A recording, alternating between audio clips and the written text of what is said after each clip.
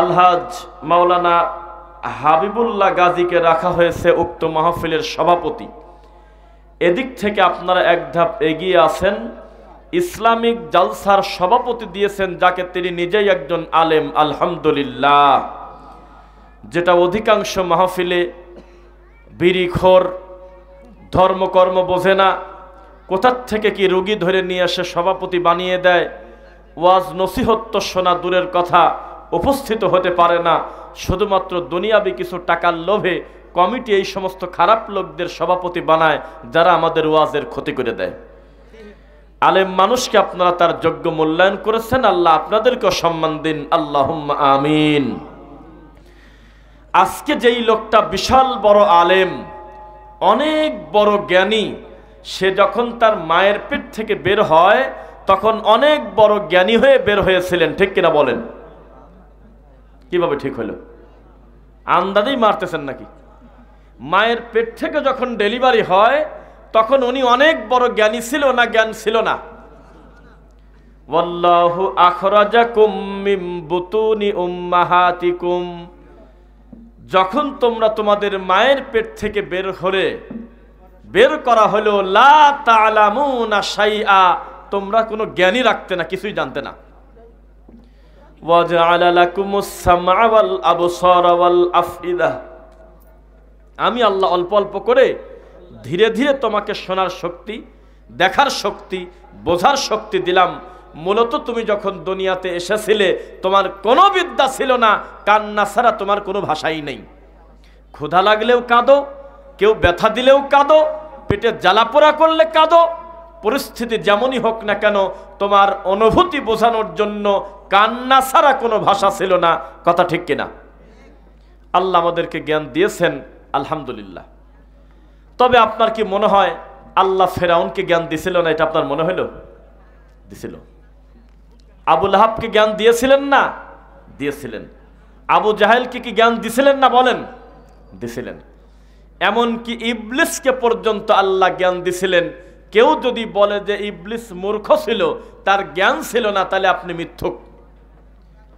তার জ্ঞান ছিল, কিন্তু সেই জ্ঞানটা আল্লাহর সিদ্ধান্ত না মানার কারণে এমন জাত মূর্খ হলো, কিয়ামত পর্যন্ত তওবা করলেও আর কাজ হচ্ছে না। যখন আল্লাহর ডিসিশন তিনি মানে নাই, তখন তিনি লাআনতপ্রাপ্ত, অভিশাপপ্রাপ্ত হলেন। মূলত তাকে মূর্খ বলা যায় না, অতি পণ্ডিতি করতে গিয়ে নিজের সব কিছু বিসর্জন দিয়ে দিয়েছে আল্লাহর সামনে। এর নাম হলো নিজের ক্ষতি নিজে করা। তো আজ যেহেতু এটা একটা ইসলামিক মাহফিল এবং এটা একটা মাদ্রাসাকে উপলক্ষ করে জালসা, তাই আমরা আমাদের বক্তব্যের একটা বিশেষ অংশ পর্যন্ত রাখবো ইলমের গুরুত্ব, ইনশাআল্লাহ। বিশেষ বিশুদ্ধ আকীদার ইলমের গুরুত্ব, এই ব্যাপারটা আমরা প্রথমে আলোচনা করার চেষ্টা করব। আল্লাহ তুমি তৌফিক দাও, আল্লাহুম্মা আমিন। পবিত্র কোরআনে রব্বুল আলামিন বলতেছে, আউযু বিল্লাহি মিনাশ শাইতানির রাজীম। কুল, কফলাম পেশ, কুল মানে হে নবী আপনার মুখ দিয়ে বলে দেন, হাল ইয়াস্তাবিল্লাযীনা ইয়ালামুন ওয়াল্লাযীনা লা ইয়ালামুন, জানা আর অজানা কোনোদিন এক হতে পারে না। পারে কি? জানা আর অজানা কি এক? কোনোদিন এক হতে পারে না। কুল হাল ইয়াস্তাবিল আ'মা ওয়াল বাসীর, হে নবী আপনি বলে দেন, যারা আমার বিদ্যা অর্জন করেছে, যাদের কাছে দ্বীনের জ্ঞান আছে, তারা হলো চোখওয়ালা মানুষ, তারা দেখতে পারে। আর যারা দ্বীনের জ্ঞান অর্জন করে নাই তারা হলো কানা। তারা কি বলেন? কানা, অন্ধ। এভাবে আল্লাহ তুলনা দিচ্ছে দ্বীনি ইলমের কত গুরুত্ব, কত কঠিন। এই বিষয়গুলো আমরা আলোচনা করার চেষ্টা করব ইনশাআল্লাহ। দেখেন, ইবলিসের উপরে আল্লাহ আদম আলাইহিস সালামের শ্রেষ্ঠত্ব দেয় নাই। একদম ক্লাসের মতো বক্তব্য দেব, এটা জুমার খুতবা না। আমিও কথা বলবো, আপনারাও কথা বলবেন ইনশাআল্লাহ। লিল্লাহি তাকবীর। ইবলিসের থেকে বেশি মর্যাদা আল্লাহ আদমকে দিবেন কিনা? কিসের জন্য দিবেন আপনি বলেন? ইলমের কারণে। কিসের? ওয়া আল্লামা আদামাল আসমাআ কুল্লাহা, আমি আল্লাহ ইলম দিলাম আদমকে, সব কিছুর নাম শিক্ষা দিলাম। এলেমের কারণে আমি আল্লাহ আদমকে সম্মানী করেছি, আর জাহেলিয়াতের কারণে ইবলিস ধ্বংস হয়ে গেছে। তাহলে এলমের গুরুত্ব আছে কিনা? আপনার কাছে গুরুত্ব কতটুকু তা আমি জানি না। আপনার ঘাড়ের উপরে যে লোক কাঁঠাল ভেঙে খায়, আপনাকে কিস্তির বইটা যে ধরায় দিয়েছে, আপনার স্ত্রীর পর্দা যে কেড়ে নিয়েছে, আপনার সন্তান ছেলে অথচ তার কানের দুল পরা লাগে এখন, আপনার বিবাহধারী মেয়ে পুরুষ মানুষের জুতা স্যান্ডেল পরে, পোশাক পরে, প্যান্ট শার্ট পরে রাস্তায় ঘুরে, এই বুদ্ধিগুলো যার কাছ থেকে পাইছে সেই ইহুদি খ্রিস্টানরা ঠিকই জানে জ্ঞানের সাথে বড় শক্তি পৃথিবীতে নেই। নইলে সে ওই জায়গায় আঘাত করতে পারে না যেই জায়গায় আঘাত করলে জাতি পঙ্গ হয়ে যায়, তার নাম হলো শিক্ষা ব্যবস্থা। ইহুদি খ্রিস্টান জানে আমরা যদি চিৎকার দিয়ে বলি, হে বাংলাদেশের মুসলমান, তোমাদের বউদেরকে পর্দা খুলে ফেলো, বোরকা পরে রাস্তায় ঘুরতে দিও না, জীবনেও আমাদের কথা মানবে না। আমরা যদি বলি আমরা ইসরায়েলের লোক, আমরা ইহুদি খ্রিস্টান, ও মুসলমান, এই 2024 সালে এসে এখনো তুমি নামাজ পড়ো কি কামে, নামাজ বাদ দিয়ে দাও, কোনো দিন আমাদের কথা শুনবে না। হে মুসলমান, তোমরা তোমাদের স্ত্রীদেরকে বেহায়াপনা করার জন্য হাফ প্যান্ট পরে রাস্তায় বের করো, এ কথা বললে কোনো দিন শুনবে না। তবে যদি কৌশলে আমাদের সিলেবাস, আমাদের সংস্কৃতি, আমাদের বিদ্যা যদি তাদের ভিতরে সিলেবাসে ঢুকায় দিতে পারি, একাই ল্যাংটা হয়ে যাবে। আমি কেন কাপড় খুলে দেব? ওর নিজের কাপড় নিজে খুলবে। পুরুষ মানুষের ইজ্জত নাভি থেকে হাঁটু পর্যন্ত, আর মহিলা মানুষের ইজ্জত তার গলার কণ্ঠস্বরটাও পর্দা। কথা বোঝেন নাই? তার নিজের গলার কণ্ঠও পর্দা। এ কথা আমাদের অনেক হুজুরও বুঝতে না পারে, ইবলিস শয়তান ঠিকই বোঝে। যার কণ্ঠ পর্দা, সেই মহিলাকে এমন টেনশন মাথায় দিয়ে দেছে যে তুমি আর যাই করো না করো, নিয়মিত স্টার জলসাটা ঠিক মতো দেখো। তার মাথায় এই জ্ঞান দিয়ে দেছে, এখন এই ছেলেকে আরবি পড়াতে দিচ্ছ কেন? মাদ্রাসায় পড়াতে গেলে তো 2 দিন পরে ভিক্ষা করে খাবে, মানুষের বাড়িতে চাল চেয়ে খাবে, মসজিদে মসজিদে ইমামতি করে খাবে, ওর বরকত হবে না।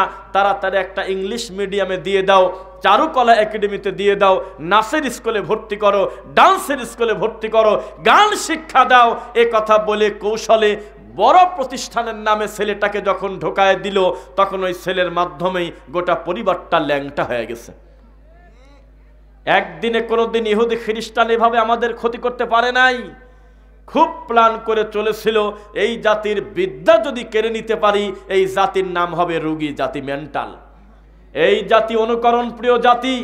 এখনো পর্যন্ত এই তলুই গাছাতে তন্ন তন্ন করে যদি আপনি খোঁজেন, দেখবেন যে এখনো 15 বছরের ছেলে, অথচ তার চুলের এক পাশে টিয়া কালারের মতো রং দেওয়া, ঘোড়ার লেজের মতো এক পাশে লাল বানানো। কে এই লাল করলো? সারা মাথার চুল কালো, বয়স মাত্র 15, এক পাশের চুল লাল কেন? এটাও একা একা করে নাই, ওর এক আব্বা আছে, সেটা হলো ওই ইহুদি খ্রিস্টান আছে। তার মতো খেলোয়াড়, তার মতো গান, তার মতো বিদ্যা অর্জন করার জন্য, তাকে ফলো করার জন্য ওই বাবাকে সে ফলো করে। একা একা এরকম হতে পারে না। হঠাৎ করে এক এক রকমের এক এক কাটিং। আমাদের শায়েখ আব্দুর রাজ্জাক বিন ইউসুফ হাফিজাহুল্লাহ একটা কথা এই যে কয়েকদিন আগে শুনলাম, উনি গিয়েছে লন্ডনে। বলে যে আমি সিঁড়ি থেকে নামতেছি, একটা লোক তার ছেলেকে নিয়ে এসে আমার কাছে ধরায় দিচ্ছে, আমার ছেলেটার একটু মাথায় হাত দিয়ে দোয়া করে দেন। তো কয়ে আমি যখন মাথায় হাত দিয়ে দোয়া করতে যাই, তখন দেখি যে ছেলের এই মাথার এক পাশে ফাটানো কাটা। তো উনি বলতেছে, আমি মনে করেছি দাদি নানিরা যেমন সেলুনে না নিয়ে বাচ্চা কান্নাকাটি করে, বাড়িতে বসেই যেরকম পারে কাটিয়ে দেয়, ওইভাবে মনে হয় কাটিয়ে দিয়েছে, সেজন্য এরকম দাগ হয়ে গেছে। তো ঠিক উনি একটু নিচে নেমে একটা সেলুনের দিকে তাকায়, দেখে ও যে কাটিংয়ের এই 3 বছরের বাচ্চা চুল কাটা, হুবহু এই কাটিংটা এক ইবলিসের বাচ্চা কাটেছে। তার বাড়ি হলো নিউজিল্যান্ড, আমেরিকা। এই সমস্ত ইহুদি খ্রিস্টানের রাষ্ট্রের, ইহুদি খ্রিস্টানের নীতির খেলোয়াড়, নাচের মাস্টার, তারপরে অ্যাক্টর, তারপরে আপনার বিভিন্ন সঙ্গীত শিল্পী, এদের মতো করে কাটিং দেওয়ার জন্য সেলুনে একটা সিরিয়াল থাকে কিনা? ওই 3 বছরের ছেলে সেলুন চেনে না, একা একা স্কুলে পাঠানো যায় না, 3 বছরের বাচ্চাকে ভালো করে বুঝায় না দিলে একা একা টয়লেট করতে পারে না। আর ওই ছেলে এইরকম কাটিং দিল কিভাবে? বোঝা গেল বাপ ল্যাংটা মাও ল্যাংটা। একদিন এগুলো তৈরি হয় নাই। এই জাতি যদি মসজিদমুখী না হয়, এই জাতি যদি মাদ্রাসা থেকে মুখ ফিরিয়ে নেয়, সামনে দিন আসবে এমন ইহুদি খ্রিস্টান আর মুসলমান শুধু বানানে আলাদা হবে, মূলত সব এক হয়ে যাবে। আপনার কি মনে পড়ে কিনা সেই দিনের কথা, যেই দিন এলাকায় খবর পেয়েছেন অমুক এলাকার একটা ছেলে এসএসসি পাস করেছে, 2nd ক্লাস পাইছে। মানুষ তন্ন তন্ন করে খুঁজেছে ছেলেটাকে। আমাদের দাদি নানির কাছ থেকে আমরা গল্প শুনেছি, দাদা নানার কাছ থেকে গ্রামে গিয়ে ধরে ধরে ক্লাস 6 পাস করছে, 5 পাস করছে, টান দিয়ে ধরে নিয়ে চাকরি দিয়ে দিয়েছে। তার মানে চাকরি করতে চাই নাই, ভয় পাইছে। শিক্ষিতের হার খুব কম ছিল। এখন শিক্ষিত হতে হতে পরিস্থিতি এমন হয়েছে, কেউ যদি বলে যে আমার মেয়ে A+ পেয়েছে, তাও খুব একটা আশ্চর্য হয় না, কয় যে আমার মেয়ে গোল্ডেন পাইছে। A গ্রেড A- নামই নাই। কিসের 3rd ক্লাস, কিসের 2nd ক্লাস, মাথায় করে ঢাকি নিয়ে নিয়ে প্রতি বছর লক্ষ লক্ষ ছেলে মেয়ে A+ গোল্ডেন প্লাস পেয়ে গার্মেন্টসে ঘুরতেছে। এই বিদ্যা তার কোনো কল্যাণ দিচ্ছে না। কথা বুঝতেছেন নাকি? এখন এই যে শিক্ষার হার, প্রতি বছর BCS ক্যাডার তৈরি হচ্ছে, ইঞ্জিনিয়ার তৈরি হচ্ছে, হাজার হাজার শিক্ষিত বড় বড় ডক্টর তৈরি হচ্ছে, হয়ে ইসলামের কতটুকু উপকার হচ্ছে আমাকে আপনি বলেন। এই জাতি দিন দিন ধর্মের ব্যাপারে আরো বেশি কানা হচ্ছে। আপনাকে আমি কি দিয়ে বোঝাবো? এই যে মাঠটাতে আপনারা আমার মুখামুখি বসে বক্তব্য শুনতেছেন, আমি যদি ভুল না করি আপনারা পূর্বে থেকেই আহলুল হাদিস অনুসারী, ঠিক কিনা? আহলুল হাদিস কিনা? কিন্তু এমন আহলুল হাদিস আপনি, আপনার প্রথম টার্গেট থাকে এমন রকেট হুজুরকে নিয়ে আসবো যার নামের উপরে গোটা প্যান্ডেলটা ভরে যায়, লাখ টাকা নিল। এই তো আপনার মানহাজ। একটা লালন যে 3 বেলা গাঁজা খায়, এই লালনের অনুসারীকে যদি বলা হয় যে তোমার ভিন্ন তরিকার একটা লোক নিয়ে এসে তোমার এখানে পূজা করব, ও বলবে জীবন দেব, আমি আমার মানহাজ ছাড়বো না।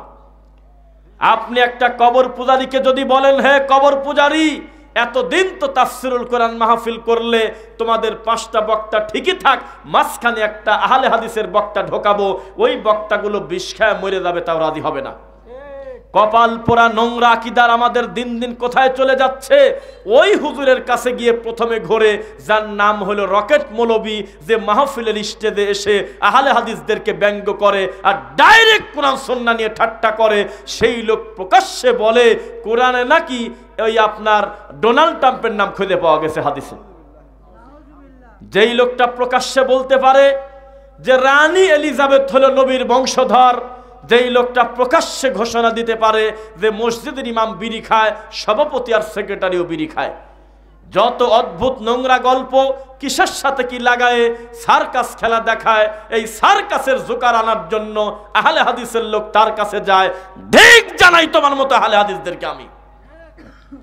এর জন্য জীবন দেয় নাই, এর জন্য আব্দুল্লাহ আল কাফি আল কুরাইশি রাহিমাহুল্লাহ সংগ্রাম করে নাই, এর জন্য ডক্টর আসাদুল্লাহ গালিব হাফিজাহুল্লাহ এত পরিশ্রম করে দেশ বিদেশে দাওয়াতি কাজ করে নাই। আপনি কেন নিজের মানহাজ জলাঞ্জলি দিয়ে প্রথম টার্গেটটা করেন ওই সেলিব্রিটি হুজুর, যাকে দিতে হবে 1 লাখ টাকা, আর গরু ছাগলের মতো মানুষ ভিমড়ি খেয়ে মাঠ ভরে যাবে, আর আপনি মনে করবেন যে আমরা মাহফিল দিলাম, জিতে গেলাম? এই আকীদা বন্ধ করতে হবে। কয়েকদিন আগে আপনার কাছে যে সবচেয়ে বড় হুজুর, তাকে আপনিও চেষ্টা করেছেন এখানে আনা যায় কিনা। আল্লাহর কসম সেই বক্তা আহলে হাদিসদেরকে আহলে খবিশ বলে গালি দিয়েছে। আল্লাহর কসম এ কথা বলছে। এটা কি ঠিক করছে বলেন? যেই বক্তা বলতেছে আল্লাহর নাম নিয়ে বিশ্ব সুন্দরীর চেহারার দিকে তাকায় থাকো, এত বড় নোংরা কথা যে লোক বলতে পারে, সেই লোককে আপনারা মাহফিলে আনতে চান, এ কথা যখন আমরা চিন্তা করি আমাদের বমি আসে। যেই লোকটা ডাইরেক্ট আহলে হাদিসদেরকে ঠাট্টা করতেছে আর বলতেছে আরে বেটা মানতে হবে সুন্নাহ, হাদিস মানা যাবে না, বলেন নাউজুবিল্লাহ। তার মানে বোতল ভরা এটার নাম পানি, পানি বলা যাবে না, বলতে হবে ওয়াটার। এই তো পার্থক্য। এভাবে নবীর সুন্নাহ নিয়ে যারা ঠাট্টা করে তাদেরকে আপনারা নিয়ে আসতে চান, বোঝা গেল বহু আগে নিজের মানহাজ বিক্রি করে দিয়েছেন আপনারা। সাবধান, সংখ্যার বিবেচনা কোনোদিন সত্যের মাপকাঠি না। যেই বক্তা বক্তব্য দিলে লক্ষ লক্ষ মানুষ 2 দিন আগে গিয়ে সিরিয়াল ধরে বসে থাকে, আল্লাহর কসম, ওয়াল্লাহি ওয়াল্লাহি, আল্লাহর কসম, অহংকার করতেছি না, কাবার মালিকের কসম, ওয়াল্লাযী নাফসি বিয়াদি, যার হাতে আমার প্রাণ, আল্লাহর কসম করে বলতেছি, ওই বক্তা এত লক্ষ কোটি ফ্যান ফলোয়ারের মালিক, অস্বীকার করব না। তবে ওই লোকের এই ক্ষমতা এখনো হয় নাই যে মাহফিলে বসে খোলা মাঠে লক্ষ জনতার সামনে বিদআত সম্পর্কে 10টা মিনিটের বক্তব্য দেবে। সমাজে প্রচলিত 10টা শিরিকের নাম মুখ দিয়ে বলবে, এ কথা বলে যদি তার ওই জনপ্রিয়তা ঠিক থাকে, আমি আর জীবনে বক্তব্য দেব না। নিউট্রাল বক্তব্য দিয়ে চলে যাচ্ছে, এটাও ঠিক ওটাও ঠিক। আপনি একটা কাগজে লিখে যদি বলেন রফিক বিন সাইদ বক্তব্য দিলে শোনে হয়তো 2-1 লাখ, রকনুজ্জামান বক্তব্য দিলে হয়তো শোনে 10,000, আমার আব্দুল গফফার ভাই বক্তব্য দিলে শুনলে হয়তো 2,000, কিন্তু আপনি বক্তব্য দিলে মুহূর্তের ভিতরে কোটি কোটি মানুষের কাছে কথাগুলো পৌঁছে যায়। আপনি খালি মুখ দিয়ে বলে দেন মিলাদ পড়া বেদাত। এই কথা কানে বলার পর যদি উনি প্রশ্নের জবাব দেয়, সেদিন আমাকে এসে বলবেন, কারণ এই মিলাদখোরও তার দরকার আছে, কবর পূজারিও তার দরকার আছে। এগুলো টিকটক করার মতো ভেঙে চলে আসলো, কয় সবই ঠিক আছে। আমরা বুঝি এই সমাজে এখন আপনার বড় হুজুরের বাবার ক্ষমতা নাই বেদাত এবং শিরকের সিরিয়াল দিয়ে এত বড় জনপ্রিয়তা ঠিক রাখে। কালকেই তার দল থেকে পিটায় বের করবে, ওর মাথা খারাপ হয়ে গেছে, মিলাদ পড়ার বিরোধিতা করে। আপনার ওই রকেট হুজুর, যেই হুজুর অদ্ভুত নোংরা ফাহেসা কথা ছাড়া স্টেজে জালসা বক্তব্য জানে না, এই লোকটাকে খালি এসে বলেন তাবিজ নামা শিরিক, পীর ফকিরের মুরিদের নীতি শিরিক, মাজারে যাওয়া যাবে না, মাজারে সিন্নি খাওয়া যাবে না, নবী মাটির তৈরি, আল্লাহ ছাড়া কেউ গায়েবের মালিক না, কবরে খেজুরের ডাল গাড়া যাবে না, চারপাশে 4টা কুল পরা যাবে না, হাত তুলে মুনাজাত নামাজের পর সবাই মিলে করা যাবে না। এইভাবে ধারাবাহিকভাবে যদি 10টা বেদাতের সিরিয়াল দিয়ে এই জনপ্রিয়তা ঠিক রাখতে পারে, আমাকে আপনি বলবেন। এই কথা যদি প্রথম দিন 5টা সত্য স্বীকার করে, সঙ্গে সঙ্গে তার দল থেকে তাকে চিঠি দেবে, তাড়াতাড়ি অফিসে আসো, কথা আছে। তুমি এগুলো বলো কি কামে? মাঠে ফিতনা হবে। আমাদের দরকার হলো ভোট। তুমি কেন মানুষকে দূর করে দিচ্ছ? তুমি খালি ঢালাও ভাবে সার্বজনীন বক্তব্য মারিয়ে দাও, তুমি খালি পাবলিককে খেপায় দাও, একটু পর পর বলো, চিৎকার দিয়ে বলো ঠিক কিনা, পাবলিক কয় ঠিক, কি ঠিক তা জানে না। এইভাবে ধর্মকে বিকৃত করা হচ্ছে একদিন না, চিৎকার দিয়ে এই জাতির সামনে যদি শিরিক বিদাতের বিপক্ষে কেউ বক্তব্য দেয়, তারাই হলো আহলে হাদিস, তারাই হলো আহলে হাদিস। আর বেদাতি ধর্ম বিক্রি করে, লা তালবিসুল হাক্কা বিল বাতিল ওয়া তাকতুমুল হাক্কা ওয়া আনতুম তা'লামুন। ডাইরেক্ট কোরআন মাজিদের আদেশ, খবরদার সত্য আর মিথ্যা একসঙ্গে মিশ্রণ করে দিও না, জেনে শুনে তোমরা সত্য গোপন করো না। আপনি যদি মনে করেন আপনার এত বড় হুজুর তাবিজ নেওয়া শিরিক জানে না, তাহলে আপনি মিথ্যুক। আপনি যদি বলেন যে মিলাদ পড়া বেদাত, এইটা আপনার এই বড় হুজুর জানে না, তাহলে আপনি মিথ্যুক। সব জানে, কিন্তু জানাটা যদি প্রকাশ্যে বলতে যায়, মুহাম্মদ সাল্লাল্লাহু আলাইহি ওয়াসাল্লামের মতো তাকে দেশ ছাড়তে হবে। কথা বোঝা যাচ্ছে না? ও হুজুর, মুসলমানের বাচ্চা প্রতিদিন কাফের হচ্ছে, সকালবেলা মুসলিম, বিকালে কাফের। নিরীহ লোককে ধরে নিয়ে চলে যাচ্ছে 40 দিনের চিল্লায়, আর এই টঙ্গিতে দেয় মারামারি করতেছে, 2 গ্রুপ 5টা মরে গেছে। এই হুজুর, ভণ্ড হুজুর ফতোয়া দিচ্ছে এরা 5 জন নাকি শহীদ হয়েছে, অথচ সহিহ বুখারীর হাদিস, কাতিল মুকাতিল, যাকে হত্যা করা হলো এবং যিনি হত্যা করেছে উভয়ে যদি মুসলমান হয়, বিনা বিচারে মারার কারণে 2 জনই জাহান্নামী, হুমা ফিন্নার, 2 জনই জাহান্নামী। কিন্তু দুনিয়াতে আমরা জোর করে প্রেসার দিয়ে জান্নাত দিচ্ছি। 2 গ্রুপের হাতেই আছে ফাদায়েলে আমল, 2 গ্রুপের মাথায় হাতে পাতলা 5 কলি টুপি, 2 গ্রুপে আসছে বিভিন্ন গ্রাম থেকে, অনেক দূর থেকে এসেছে, কিন্তু টঙ্গী এসে বলতেছে আমি জুবায়ের, তুই হলো সাদ। মারামারি করে মানুষ মরে যাচ্ছে। এত বড় উগ্রবাদীকে আপনার ঠান্ডা হুজুর বলে তারা নাকি নিরীহ। আরে বাপ রে বাপ, এরা বলে নিরীহ।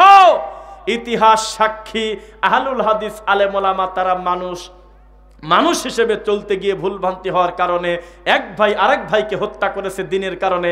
আমি শুনি নাই, আপনারা শুনলে হাত তোলেন, আমি শুনবো। শুনছেন কোনোদিন যে আহলে হাদিসের এক মানহাজ এক, আকীদা এক, সব এক, শুধুমাত্র দলের কারণে পদের কারণে একজন একজনকে হত্যা করে দিয়েছে মাথায় বাড়ি দিয়ে? নাম বলেন, আমি শুনি। আর এই বেদাতিরা মানুষ হত্যা করেছে 5 জনকে। শত শত আমার মুরব্বী বাবাজিরা এখনো পর্যন্ত হাসপাতালে কাতরাচ্ছে। এই বেদাতি হুজুররা এখন পর্যন্ত মুখ খুলে বলল না এদেরকে এখান থেকে বের করে গ্রামে দিয়ে দাও, এখানে আসা নফলও না, এটা হজও না, কিছুই না, এটা একটা মানুষের জমা হওয়ার একটা জায়গা।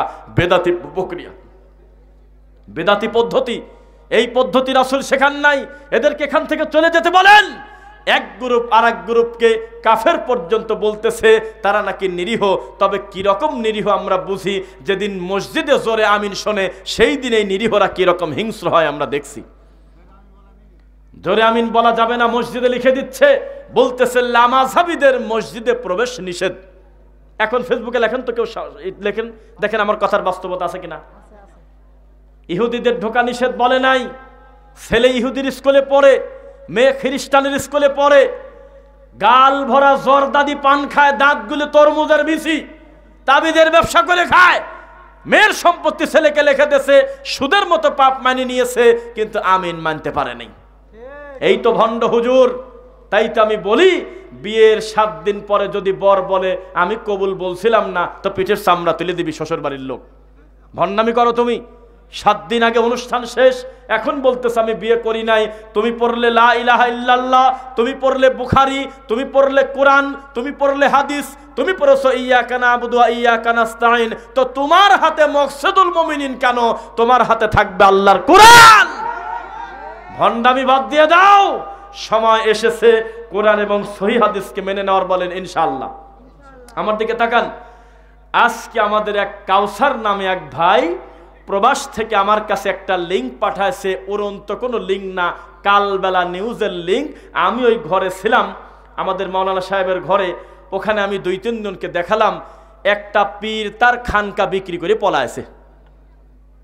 এই যে আজকে দেখলাম, মানে মুরিদরা তাকে টাকা দেয়, অতিরিক্ত টাকা যখন হয়ে গেছে তখন বলছে, ওরে আমার সাথীরা, ওরে আমার মুরিদরা, তোমরা কি আমাকে অনুমতি দেবে আমি খানকাটা মাজারটা একটু বড় করব? তো বললো, আব্বা জান এটা কি বলা লাগে? সুন্দর করে যখন মাজারটা জমে গেল, যখন হাজার হাজার মানুষ টাকা দিচ্ছে, সব কিছু ওকে, হঠাৎ করে তিনি বুঝতে পারলেন কে জানি গোপনে ভূমি অফিসে তদন্ত করছে, এই খানকা এই সব কিছু ওই পীর তার নিজের নামে করছে। যেই খবরটা খারাপ, চট করে আর একজনের কাছে জমি বিক্রি করে সে পীর এখন পলাতক। এই তো ধর্ম। ও বেদাতপন্থী হুজুর, তুমি খালি মুখ দিয়ে বলে দাও, কেউ যদি কোনো পীরের কাছে এক সকাল বসে, সারা দিন তার বিবেক কাজ করবে না। সারা দিন যদি সে বসে তার কথা মেনে নেয়, লা আকলা আবাদান, কোনো দিন তার আকল ফিরবে না, বিবেক ফিরবে না। পীর মুরিদি হলো শিরকের খেলা। বলে দাও তো মুখ দিয়ে দেখি। তোমার মাদ্রাসা বিশাল, তোমার মসজিদ বিশাল, কিন্তু তোমার এখন পর্যন্ত এই তৌফিক হলো না যে আল্লাহর ঘরের মেম্বারে দাঁড়িয়ে 10টা সহিহ হাদিস বলা। তুমি খালি জাল হাদিস মুখ দিয়ে বলো। তোমাকে আমরা বলেছি তুমি আরবি গ্রামার ভালো বোঝো, তুমি আরবি সুন্দর বোঝো, এই জন্য তুমি ধোকা দিলে কেউ বোঝে না, সবাই মনে করে বাহ এ তো আরবি বলে যাচ্ছে রে হুজুর। হুজুরকে বলে দিয়েন 100 আরবিতে জাল হাদিস বলার থেকে একটা সহিহ হাদিস বাংলায় বলা ভালো। কিসের ভিতরে কি লাগায় হুজুর বলে যাচ্ছে? হুজুর বলতেছে হুব্বুল ওয়াতানি মিনাল ঈমান, আছে কোন জায়গা জানে না কেউ। হুজুর বলে যাচ্ছে শহীদের রক্তের থেকে বিদ্যার কলমের কালির দাম বেশি। কোন জায়গায় লেখা আছে আজও পর্যন্ত জানি না, কিন্তু কথাগুলো আরবিতে লেখা আছে। এই হুজুর গ্রামার পড়েছে, নফি ইসবাত পড়েছে, এই হুজুর গ্রামার পড়েছে, পড়তে পড়তে 30 বছর পর বুঝলো লা ইলাহা ইল্লাল্লাহ এটা জিকির করার জিনিস না, অর্ধেকখানি কাটি বলা লাগবে ইল্লাল্লাহ ইল্লাল্লাহ। এই তো তোমার জিকির।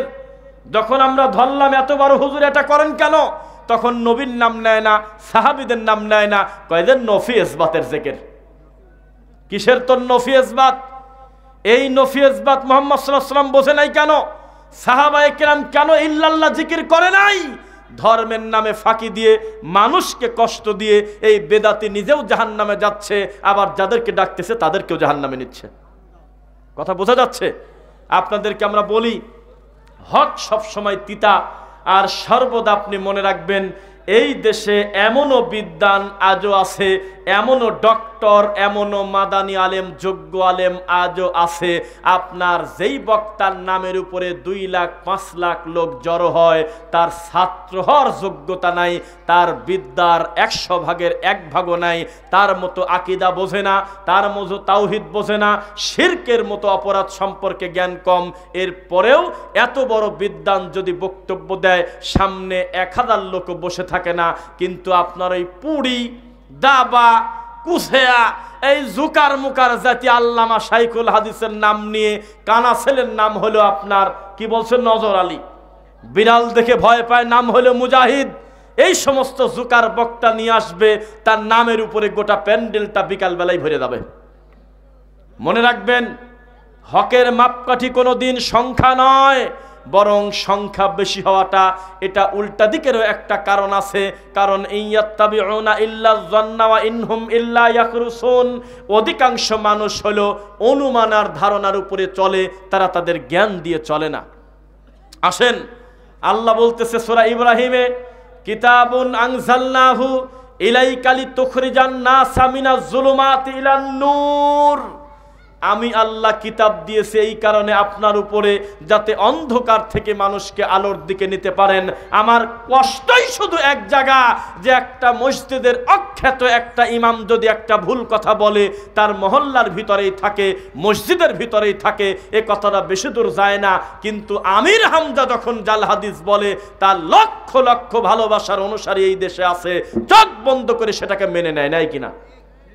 এই জন্য তারা উম্মতের জন্য বেশি ক্ষতিকর। তাদেরকে জাল হাদিস পরিত্যাগ করতে হবে, তাদেরকে প্রকাশ্যে ঘোষণা দিতে হবে, শিরককে পরিত্যাগ করো, বিদআতকে পরিত্যাগ করো, সুন্নাহকে আঁকড়ে ধরো, তাওহীদের পতাকা ধরো, নইলে সফলতা আসবে না, আসবে না, আসবে না। হুজুর, আপনি মনে করেছেন যে লোকজন নারায়ে তাকবীর দিচ্ছে, মাইক ভেঙে ফেলতেছে, চাপ দিয়ে ওঠে, হাজার হাজার মানুষ আপনার সোমা খায়, আপনার গায়ের জামা ছিঁড়ে ফেলতেছে, স্টেজে ওঠার জায়গা নাই, আপনি মনে করেছেন এরা আপনাকে ভালোবাসে, অথচ এরা বোঝে না তাওহীদ কি, এরা বোঝে না সুন্নাহ কি। তার একটা প্রমাণ আপনাকে আমি দেই, ভোটাভুটি যদি এই দেশে হয়, আল্লাহর নবী, আপনারা বলেন আল্লাহর নবী মাটির তৈরি না নূরের তৈরি? বলেন, আবার বলেন।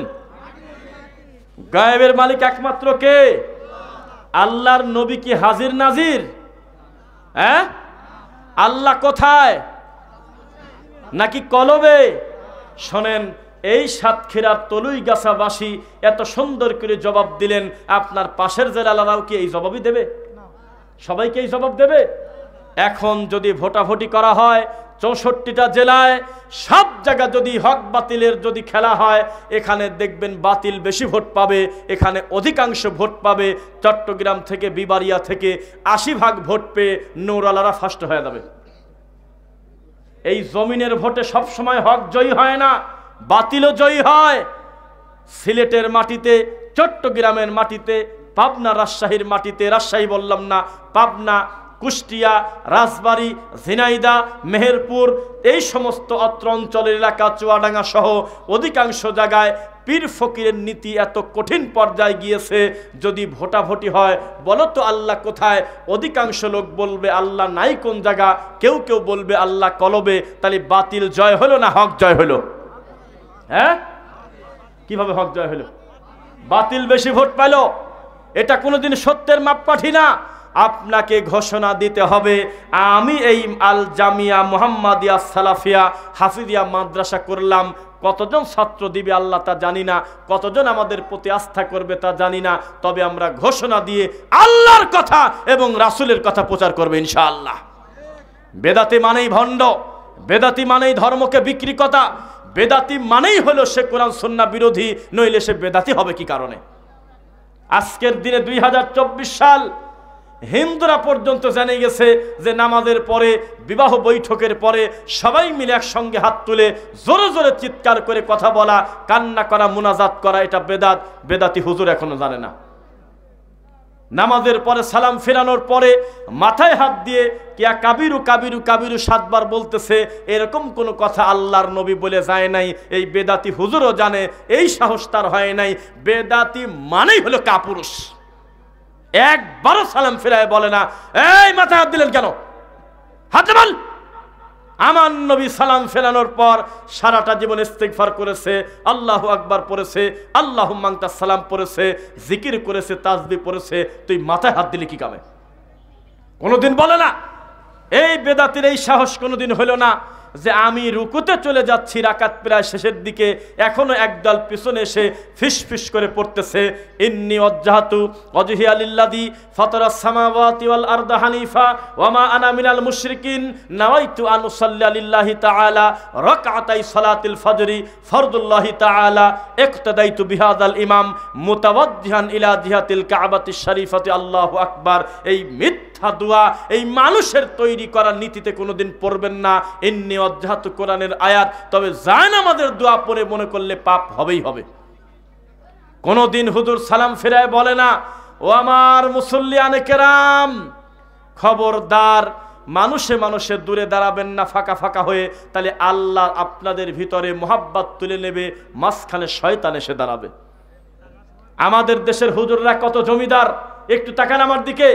সারাটা জীবন এই দুনিয়ার শ্রেষ্ঠ ইমাম, যার নাম হলো মুহাম্মাদুর, পড়েন না, মুহাম্মাদুর রাসূলুল্লাহ সাল্লাল্লাহু আলাইহি ওয়াসাল্লাম, তার পিছনে যারা সালাত পড়েছে তাদের নাম হলো সাহাবী।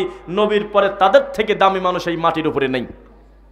সেই নবী ইমাম, তার মুসল্লি যদি 3 জন হতো, 10 জন হতো, আমার নবী একামতের পর পুরা বডিটা ঘোরায় মুসল্লির দিকে মুখ করে বলতেন, কাতার সোজা করো, পায়ে পা, কাঁধে কাঁধ মিলিয়ে সালাত পড়ো, আমি তোমাদের 2 জনের ফাঁকা জায়গায় শয়তান দেখতে পাই। এ কথা বলতো না? এরপরে হুজুর পড়বে আল্লাহু আকবার। আমাদের হুজুররা এত জমিদার, এত তাদের অহংকার, এত তাদের জ্ঞান, এত তাদের বিদ্যা, আল্লাহর নবী প্রতি ওয়াক্ত সালাতের হাত বাঁধার পূর্বে মুসল্লির দিকে পুরো বডিটা ঘোরায় বলতেন, পায়ে পা, কাঁধে কাঁধ মিলিয়ে দাঁড়াও, আমি তোমাদের মাঝখানে শয়তানকে দেখতে পাই, ফাঁকা জায়গা বন্ধ করো। মান সাদ্দা ফুরজাতান ফিস সাববানাল্লাহু লাহু বাইতান ফিল জান্নাহ, তোমরা যদি ফাঁকা জায়গা বন্ধ করো জান্নাতে ঘর তৈরি করবে। সুবহানাল্লাহ। এরপরে নবী বলতেন আল্লাহু আকবার। আর আমাদের এই বেদাতি হুজুররা কত বড় নির্লজ্জ, এই মুয়াজ্জিন বলতেছে ইকামতের টাইমে, কয়দের দাঁড়িয়ে কাতা সোজা করেন, মোবাইল বন্ধ করেন, তুই কোষ কি কামে? একামত মানেই তো দাঁড়ানো, একামত মানেই তো দণ্ডায়মান হওয়া। এ কথা আলাদা করে বলতে হবে কেন? একামত হওয়ার পরে ইমাম যত বড় জমিদার হোক, মুয়াজ্জিনের কাজ না, ইমাম মুখামুখি শরীরটা ঘোরায় বলবে, কাতার সোজা করেন, পায়ে পা, কাঁধে কাঁধ মিলান, এরপরে সালাত শুরু হবে। কে এই কথা বলবে? কে জানি শিখিয়ে দিয়েছে? ফজর পড়ে আর আসর পরে মুসল্লির দিকে মুখ করে বসো, অথচ হাদিস পড়ে আমরা পাই প্রত্যেক 5 ওয়াক্ত সালাতের পরে আমার নবী সালাম ফেরানোর পরে মুসল্লির দিকে, সাহাবীদের দিকে ঘুরে বসতেন। কে কার কথা জবাব দেবে? এরা মিনিটে মিনিটে বিদ্যা অর্জন করেছে, করে নাই মানে? বিদ্যা না থাকলে এই হাদিসটা তৈরি করলো কে? যে সূরা হাসরের শেষ 3 আয়াত ফজরের পর যদি পড়ে মাগরিবের আগে মরে গেলে জান্নাতি, মাগরিবের পর যদি পড়ে কবলাল ফজর মরে গেলে 70,000 রহমতের ফেরেশতা তার জন্য ক্ষমা চাইবে, বানালো কেডা? তার যদি জ্ঞান না থাকবে, ইউনুস খতম বানাইছে কেডা? বিসি খতম বানালো কে? তাবিজ কবজের নীতি তৈরি করলো কে? ইবলিস অবশ্যই বিদ্যা রাখে, তবে এই বিদ্যা তাকে জাহান্নামে নিয়ে যাবে, ঠিক কিনা বলেন? সাবধান, কোনোদিন মনে করবেন না যে আবু জাহেলের বুদ্ধি ছিল না, ফেরাউনের বুদ্ধি ছিল না, এমন কথা বলবেন না। এমন জ্ঞান ছিল, যেই জ্ঞানটা মানুষের ভিতরে বোঝাতে সক্ষম হয়েছিল, আনা রব্বুকুমুল আ'লা, উপরে ছোট আল্লাহ, আমি হলো বড় আল্লাহ। নাউজুবিল্লাহ। কি পর্যায়ে গেলে জাতিকে মূর্খ বানিয়ে রাখতে হয়। আজও পর্যন্ত শিক্ষা ব্যবস্থা এই রকম হয়েছে, বিশাল বড় প্রতিষ্ঠান, কিন্তু আলিফ বা তাসা পড়ানোর মতো টাইম তাদের হাতে নেই। আছে কিনা কথা বোঝেন? 200-র উপরে টিচার, হাজার হাজার ছাত্র পড়ে, এই বিল্ডিংয়ের এই মাথা থেকে ওই মাথা দেখা যায় না, কিন্তু 1 ঘন্টা আল্লাহর কোরআন শেখাবে এই শিক্ষক তাদের ওখানে এখনো নাই। মিথ্যা নাকি? তো ছেলে পেলে গাঁজা খাবে না তো কি করবে? এই তো অবস্থা। এটা তো আরো বর্ডার এলাকা, এটা তো আরো পরিস্থিতি আরো কঠিন। ইধার কামাল উধার, উধার কামাল ইধার, ট্যাক্সও লাগে না, শয়তানি কলি চলতেছে। এইভাবে জীবন চলবে না। আল্লাহর তাওহীদের শিক্ষা অর্জন করতে হবে, নইলে জীবন বৃথা। যেই বিদ্যা আল্লাহর ভয় নাই, যেই বিদ্যা ওহির বিদ্যা শেখায় না, ওই বিদ্যা টয়লেটের বিদ্যা, ওর কোনো মূল্য নেই। একটা মানুষ ডাক্তার হবে হোক, ইঞ্জিনিয়ার হবে হোক, যা খুশি হোক না কেন, হালাল ভাবে ভালো মন্দ পেশা করবে, ভালো পেশা। তবে তার যদি আল্লাহর ওহির জ্ঞান না থাকে, হালাল হারামের বিদ্যা না থাকে, ফরজ সুন্নাতের জ্ঞান না থাকে, তার জীবনটাই বৃথা। কথা বোঝা যাচ্ছে? নিয়ে আসেন আপনার বেদাতি হুজুরের বক্তব্য, ওই সেলিব্রিটি হুজুরের বক্তব্য নিয়ে আসেন। 1 ঘন্টা বক্তব্য দিল, 1.5 ঘন্টা বক্তব্য দিল, 1 লাখ টাকা নিয়ে যে চলে গেল। আল্লাহর নবীর কয়টা হাদিস মুখ দিয়ে বলে গেল, আমরা সিরিয়াল শুনবো, আপনি একটু আসেন। আপনার হুজুর তো সুরসুরি দেয়, শুধু ওই প্রেমের গল্প করে, ওই কোথায় কি দেখলো সেই গল্প বলে, কোন জায়গায় কোন সিনেমা মুক্তি পেল সেই গল্প বলে, কোন নায়কের কোন ছবি চলে কোথায় এই গল্প বলে। আর ছেলে পেলে লাভ দিউঠি বলে যে আল্লাহু আকবার। এরা বলে টাকা যত লাগে নিয়ে আসো পুষ্পা হুজুরকে, পয়সা যা লাগে আমরা আসি। টাকা এভাবেই মানুষ ধ্বংস করে, দিন ধর্মের কোনো মূল্য তাদের কাছে নাই। এই জাতির কাছে আমি বলেছিলাম যে এখন যদি আমাদের এই দেশের আহলুল হাদিসের সবচেয়ে বড় বিদ্বান এখানে বক্তব্য দিত, এর পরেও পুরা প্যান্ডেল ভরতো না। কিন্তু এই বৈঠকে যদি তাহেরিকে নিয়ে আসা লাগতো, বিকাল বেলায় বিভিন্ন জেলা থেকে লোক আসতো, জোকার দেখে আসে, সার্কাসের জোকার। এটা মানুষের নীতি। যেখানে মানুষ মজা পায়, ঠাট্টা পায়, সেখানে যায়, কমন কথা শুনবে না। হুট করে যখন হুজুর দেখলো আমার বক্তব্য তো নিউট্রাল হয়ে যাচ্ছে, কেউ তো সাড়া দেয় না, তখন বলল আল্লাহর নবীর বংশে রানী এলিজাবেথ আছে। তখন লোকজন বলল, কি বললো রে, এ কথা তো আগে শুনি নাই। তখন লোকজনের ভিতরে একটা কিউরিসিটি তৈরি হয়ে গেল, ঘুরতে লাগলো। বক্তা তখন উপরের দিকে চলে গেল। বক্তা বলতেছে যে আমি দেলোয়ার হোসেন সাইদি রহিমাহুল্লাহকে চাঁদে দেখছি। লোকজন বলল, বিশাল আল্লাহর ওলি, দে তাকবীর দিয়ে চাঁদে তুলে দে, আগে যদি 50,000 থাকে এখন 70,000 দে। বক্তা বলল, এই জমিন কাঁপলো যেদিন সাইদি রহিমাহুল্লাহর মৃত্যুর পরে, ভূমিকম্প নাম না দিয়ে বল এটা হলো সাইদি সাহেবের বিদায়ে, জমিন সহ্য করতে না পারি কাঁপিয়ে গেছে। এরকম উদ্ভট উদ্ভট কথা বলে বড় বড় সম্মানে মানুষকে আমরা খাটো করছি কিনা বলেন? আব্দুল কাদের জিলানী রহিমাহুল্লাহ তার গুনিয়াতুত তালেবিন বইটা যখন আমরা পড়ি, আমাদের এই কথা বলতে লজ্জা করে যে উনি একটা পীর। কোনো দিন তিনি নিজেকে পীর দাবি করে নাই, এই ভণ্ডরা তার নামের আগে পীর লাগাইছে। জীবনে কোনোদিন শাহজালাল সম্পর্কে যতটুকু শুনি, শাহজালাল রহমতুল্লাহ আলাইহে জীবনে মাজার পূজা করতে বলেছেন, এমন একটা কথা তার জীবনে কোনোদিন আমরা খুঁজে পাই নাই। এই লোকটার নাম ব্যবহার করে মরা মানুষের কাছে ছেলে চাচ্ছে। এই জাতিকে আপনি কিভাবে বুঝাবেন? সম্মানী মানুষদেরকে নিয়ে তারা ঠাট্টা করে। সালাতুর রাসূল বইটার নাম শুনছেন? কথা বোঝে না। এই সালাতুর রাসূল বইটা পড়ে এই দেশের পথহারা হাজার হাজার বললে ভুল হবে হয়তো, লক্ষ লক্ষ যুবক বেদাত পন্থা সালাত ছেড়ে দিয়ে রাসূলের পদ্ধতিতে সালাত শিখছে। এই সালাতের বইয়ের কথা আজকে থেকে প্রায় 40 বছর 30 বছর আগে সাইদি রাহিমাহুল্লাহ মৃত্যুর পূর্বে হাত উঁচু করে বলেছিলেন, নামাজ যদি শুদ্ধ করতে চান নাসিরউদ্দিন আলবানির সালাতুর রাসূল বইটা আপনারা পড়বেন। বেদাতি হুজুরের সাহস হলো না ওই কথাটা স্বীকার করতে। কথা বোঝা যাচ্ছে? সাইদি রাহিমাহুল্লাহ বলতেন শবে বরাত করা যাবে না, এটা বেদাত। কিন্তু বেদাতি হুজুররা তার কথাগুলো স্বীকার করে না। সব ভালো, এটা ভালো না, এভাবে তারা দিন চালাচ্ছে। বেদাতি মানেই হলো ধর্ম বিরোধী, কোনো দিন রাসূলের সুন্নাহ মানবে না। আল্লাহর নবী আমাদের মা বোনদের আর হলো পুরুষদের সালাতের 2 ভাগ করে নাই। শুধু ইমামতিতে পার্থক্য, পুরুষ মানুষের ইমাম থাকবে সামনে লোক বেশি থাকলে, আর মহিলা যদি ইমাম হয় কাতার কোনো ভিন্ন হবে না, একই কাতারের মাঝে তিনি সালাত পড়বে। 2, পুরুষ মানুষের যদি নামাজে ভুল যায় পিছনে বলবে সুবহানাল্লাহ, আর মহিলা মানুষের যদি ভুল যায় আত-তাসফিহুল লিররিজাল ওয়াত তাসফিকুল লিন-নিসা, হাতে হাতে তালি দিয়ে ইমামকে বুঝায় দেবে তোমার ভুল গেল। আর এই বেদাতি হুজুররা লেখছে নামাজে মহিলা আর পুরুষের বলে 22টা পার্থক্য আছে। কথা বুঝতেছেন? রুকু এক, সেজদা এক, হাত বাঁধা এক, দাঁড়ানো এক, সব কিছু এক, কিন্তু মহিলাদের সালাতকে হত্যা করে দিয়ে একবারে শিরক এবং বিদআতে লিপ্ত করায় তাদেরকে অন্য পন্থায় নিয়ে যাচ্ছে। তাদের সালাতের দিকে তাকালে মনে হবে ঠাট্টা মস্করার মতো। তাদের রুকুটা হচ্ছে না, নামমাত্র একটু ঘাড় কাত করতেছে, পুরুষদের মতো হচ্ছে না। সেজদা দিচ্ছে তারা পুরা হাতটা মাটির সাথে লাগায় দিচ্ছে, অথচ নবী নিষেধ করেছে একবারে কুকুরের মতো পুরা হাত পা বিছায় দিয়ে জমিনে তোমরা সেজদা দিও না। কে শোনে কার কথা? তিনি আল্লাহর পৃথিবীতে আয়েশা রাদিয়াল্লাহু আনহা আমাদের আম্মা জানের থেকে বেশি শিক্ষিতা কোনো মহিলাই পৃথিবীতে নেই। জীবনে কোনোদিন একটা হাদিস বর্ণনা তিনি করে নাই, ও মহিলারা তোমরা পড়বে আমার মতো করে নামাজ, আর তোমাদের স্বামীরা ছেলেরা পড়বে আমার রাসূলের মতো নামাজ। এই দুই ধরনের কথা জীবনে কোনোদিন হাদিসে নাই। মানুষ তৈরি করলো কিভাবে?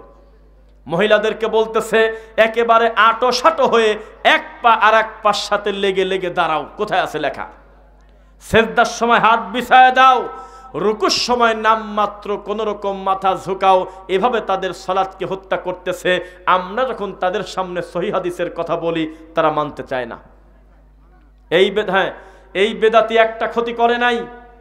এই বেদাতিরা মিলাদের গুরুত্ব দিতে দিতে এমন পর্যায়ে গেছে, যখন আমরা পড়ি আল্লাহুম্মা সাল্লি আলা মুহাম্মাদ, আল্লাহুম্মা বারিক আলা মুহাম্মাদ, আমাদের শ্রোতারা পড়ে না। আর বেদাতি হুজুর খালি বলতেছে বালাগাল উলা, এটা কয়া পানি খাচ্ছে আর বাকিটা মোট শ্রোতারা টানি নিয়ে বেড়াচ্ছে। আমরা পড়তেছি পড়েন সুবহানাল্লাহ, আলহামদুলিল্লাহ, আল্লাহু আকবার, লা ইলাহা ইল্লাল্লাহ। আমাদের শ্রোতারা খুব একটা ভালো করে পড়তে চায় না।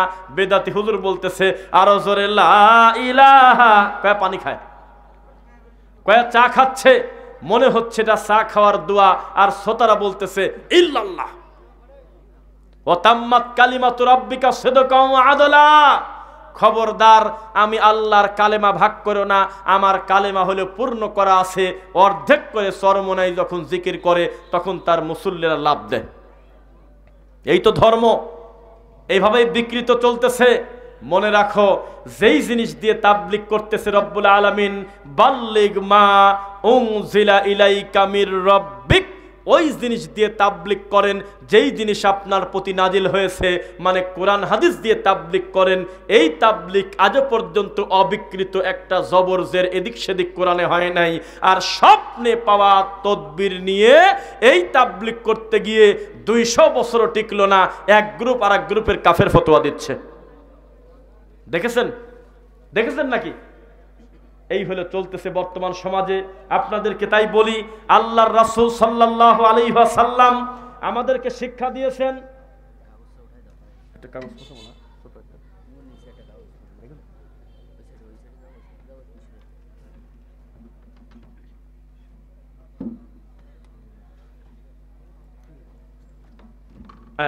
পাইছি আলহামদুলিল্লাহ। রাসূল সাল্লাল্লাহু আলাইহি ওয়াসাল্লাম বলেছেন, আমার উম্মতের এক দল হবে দাজ্জালের চাইতে বেশি ভয়ানক, তারাই হলো আইম্মাতুম মুদিল্লিন।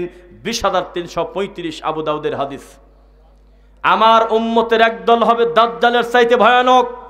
দাজ্জাল একটা নির্দিষ্ট সময় আসবে, কিন্তু আমার উম্মতের এই ভণ্ড হুজুররা ঈমান নষ্ট করার জন্য প্রত্যেকটা সময় তারা থাকবে, তারা ধর্মকে বিকৃত করবে। এই কথা নবী সাল্লাল্লাহু আলাইহি ওয়াসাল্লাম বলে গিয়েছেন।